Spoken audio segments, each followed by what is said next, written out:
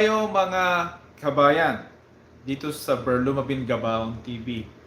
Pag-uusapan po natin ang presyo ng sibuyas. Yan po ang napili kong topic ngayon mga kabayan dahil lastly, nag-vacation lamang po ako nung last March. Ang bili ko po kasi ng sibuyas sa amin, sa pamangkin ko, sa puti, 50 pesos per kilo. Yung malaki na parang red na kulay, yung malalaki, 60 pesos per kilo. Pero ang sabi ng pamangkin ko, bumaba na. So yan ang gusto kong puntuhin. At ngayon, nang nakinig po ako ng news kasi nakita ko mahigit 300 pesos pala ang presyo ng sibuyas. Wow, napakalaki ng presyo. Samantalang dito kung titignan mo, i-base mo yung presyo ng sibuyas dito, ganun din yon, yung malalaki ay halos 7 real o di kaya 6 real. So pagka 6 real, pumapatak lang ng 95 pesos. Ang tanong, ano nga bang nangyari? Yan ang aalamin natin sa live na ito at sana sa vlog kong ito at saka live na ito, magkaroon tayo ng point of view o di kaya pananaw para makita natin kung ano ang dapat nating gawin, kung ano yung dapat nating abangan sa mga talagang nagmamalasakit at alam naman natin na nasa ating gobyerno.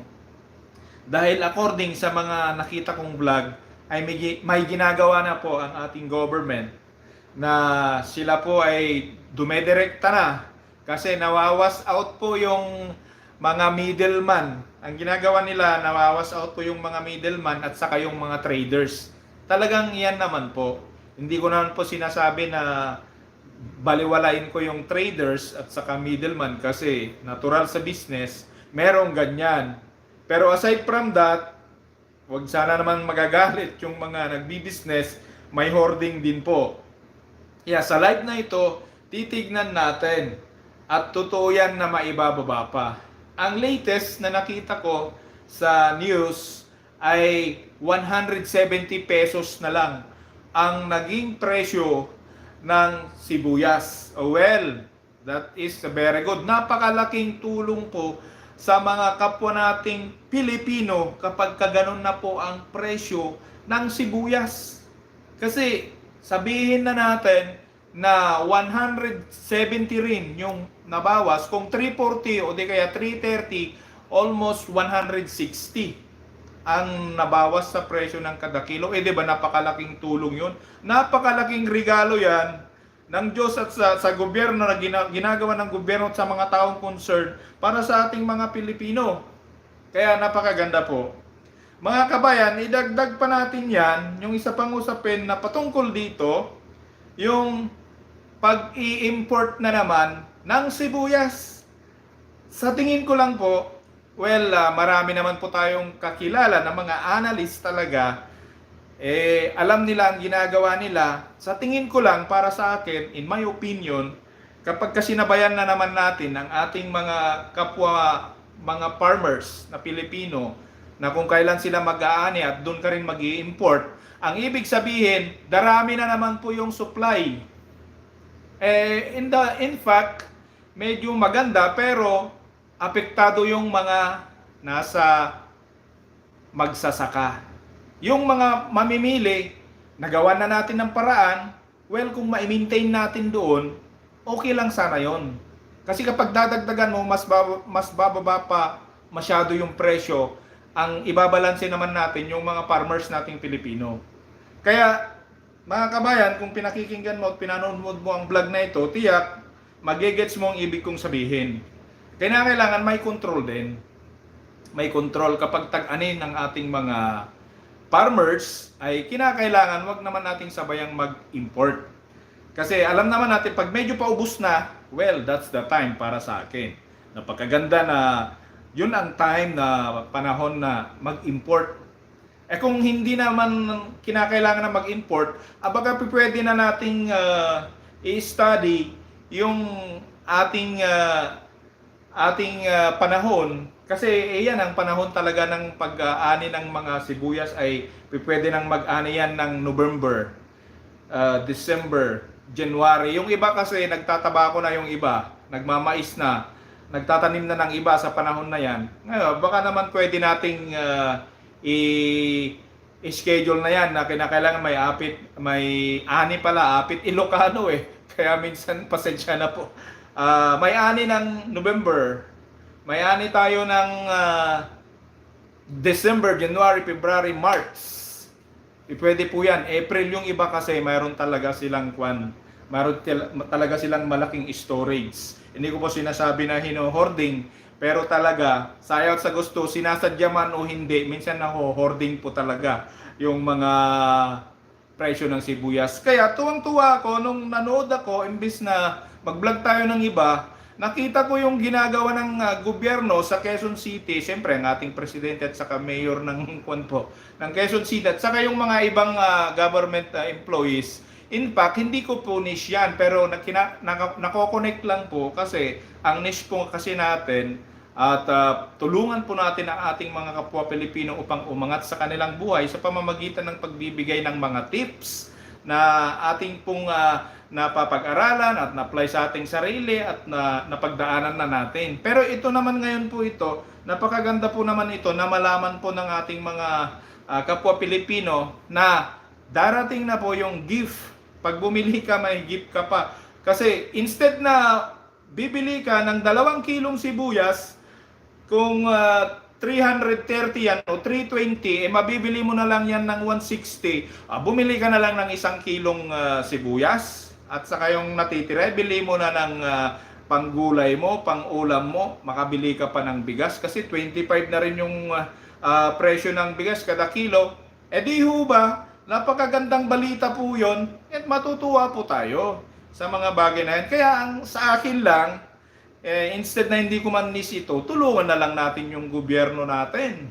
At patuloy lang po yung pag-i-educate sa ating mga kapwa Pilipino. Para makabangon po tayo, talagang maramdaman po natin. Napakaganda po talaga yung ginagawa ng government. At hindi lang yung government, kung may mga kakilala din tayo na siyempre may mga din tayo, mga organization din tayo, non-governmental organization, kung kaya nila yon, pwede silang bumili tapos kahit less lang yung presyo na pagbebentahan nila, okay na yon, kikita lang sila ng konti. Ito kaya kung talagang mayroon talagang nagmamalasakit na Pilipino, yung mga talagang namimigay talaga ng tulong, ay pwede na po yan, napakaganda po yan. Kaya saludo po ako sa ginagawa ngayon ng gobyerno. Nakikita na natin, hindi naman po talaga nasayang yung boto natin. Kasi ang dami ko po kasing napapanood. Siyempre, i-bash na kung i-bash ako kasi sinasabi ko lang yung nakikita ko ngayon at saka yung talagang ginagawa na ngayon ng government natin na tulungan na lang natin yung gobyerno natin. Nararamdaman naman natin unti-unti. Hindi naman po talaga biglaan po yung pagbaba talaga ng presyo ng mga bilihin. Nasa sistema din po yan. Kaya lalong-lalo na yung mga farmers, mas nakaka-relate sila sa mga ganyang bagay. Ako hindi ko sasabihin na ganito yung ginagawa, pero nangyayari. Yung kasing mga traders, sa unang ani yan, halimbawa mag-ani ka ng November, talagang pupunta yan. Maglalabas ng napakataas na presyo. Ang presyo ng bili namin sa mga sibuyas nyo ay bibilhin namin yan ng 180. Siyempre, yung mga naunang nagtanim, tiba-tiba. Pagdating naman sa bagsakan, siyempre, ibebenta nila na sabihin natin 300. Ang laki na ng kita, 120 sa kanila. Yung magbebenta doon, 20 per kilo sa kanya rin. Kaya umaabot ng 320. Ganon. Pero, watch out. Sa mga susunod na buwan, pupunta na yan. Marami ng sobra na yung ani nating mga sibuyas sa buong Pilipinas. Where in fact, alam naman natin kung nasaan talaga yung mga nagtatanim ng sibuyas. At yung mga magsasaka, siyempre hindi rin alam, maski lugi na sila o konti na lang yung kinita. Kaya ito na yung iprepresyo namin. Prepresyohan na lang namin yan ng bibiliin namin yan ng 90, 80. Ay nako. So yan nangyayari. Pero yan, ay na-observe lang natin. Balikan ko po yung sinasabi ko. Nag-vacation po ako ng last March, at bumibili po ako sa aking pamangkin. Ang place ko po, Waigdaya, Candon City. Diyan, sa Waigdaya, bumili po ako ng per kilo ng puti na sibuyas, 50 pesos. Yung parang pink, yung red, 60 pesos po ang bili ko per kilo. Kaya nung nanood ako, ang laki pala ng kita ng mga nagbebenta o yung mga traders o di kaya yung mga businessman. Alam na natin yan, yung mga nasa middleman, ganun pala. So, sa akin lang po, wag sana naman pong i-bash o di kaya wag naman po sana mag-isip ng iba. Ang sa akin lang po, una ay yung niche ko nga, sinasabi ko nga na ang aking niche ay tulungan, paunlarin ang ating mga kapwa Pilipino sa pamamagitan ng ating pag-vlog. At siyempre, mahirap po kasi na sabihin na rin natin, tumutulong naman po tayo, pero sa atin na lamang po yun. Mas maganda po kasi na pag tumutulong po tayo, wag na nating ipagkalat o sabihin din po. So, napakaganda po sa buhay natin yan. At yung nangyayari na ginagawa ng government, sobrang saya ko po at masaya rin po ako sa mga kwan po natin, sa mga farmers din po natin dahil nabibili po yung kanilang produkto ng tama sa ngayon. At sana magpatuloy po yan at tuloy-tuloy lamang po yung ganon na ginagawa po ng ating government. Malayo man po tayo kasi OFW po ako. I urge na sa mga kapwa po OFW, manalangin po tayo. Siyempre may pananampalataya naman po tayo sa Diyos at maging sa Pilipinas at kung saan man lugar ng mundo, ipanalangin po natin ang ating bansang Pilipinas, ipanalangin po natin ang ating mga namumuno, ang mga nasa sektor po ng agriculture at nasa sektor po ng trade and industry at ang mga bureaucracy po ng ating government, ipanalangin po natin sila.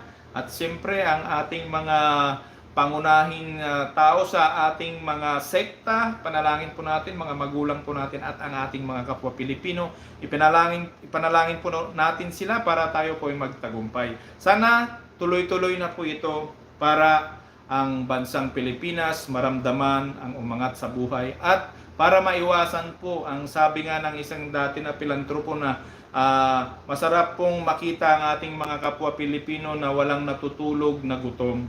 Walang natutulog na kumakalam ang sikmura. Napakaganda pong pakinggan po yan. At ang vlog ko na ito hindi na po masyadong magtatakal dahil yun lamang po ang gusto kong ipagpasalamat una sa Diyos, sa ating gobyerno, sa mga opisyales na sumusuporta ng ganito at natutuwa po tayo. Kahit na bumaba po yung palitan dito, masaya po ako kasi bumaba po yung palitan dito sa Saudi. Kumbaga, yung pinapadala namin ay nawalan po kami ng 5,000 pesos. Masaya naman po kami kung nakikita namin dyan sa Pilipinas na ganyan yung nangyayari. Siyempre, ang focus mo at saka tinitignan mo talaga yung kapakanan ng nakakarami. Masaya na po tayo na nagbibinipisyo po tayo sa bigay po ng Lord na ating mga sahod dito, yung mga sideline po natin, masaya na po tayo. Pero mas masaya po tayo pag nakikita natin ang ating mga kapwa Pilipino, kapwa nating tao na umangat at gumanda ang kanilang buhay. Kaya in conclusion mga kabayan, kahit siguro hindi naman po ako politiko, lagi ngang sinasabi politics is the study of power and politics is the study of the influence and the influential. Ako po yung influence, ako po yung nai-influensyahan, hindi po ako politiko. Pero masaya po ako gaya ng sinasabi ko dahil sa nakikita natin. In conclusion, sa ating bansang Pilipinas, kailangan natin ng sincero na mga tao na hindi lang yan sa how to suppress the crimes, kinakailangan tinitignan din po yung ekonomiya natin, yung ating international relations, yan, foreign relations, tinitingnan din po yan sa mga armada, lahat po napakaganda po nakapokus at sa ating Department of Energy, yung mga ating mga incoming na mga nuclear power plant para malesen po yung bayad ng mga kuryente at saka kung ano pa ang plano ng ating government. Well, saludo po tayo dyan. At gaya ng sinabi ko, hindi ko punish ito, pero nagpapasalamat po ako.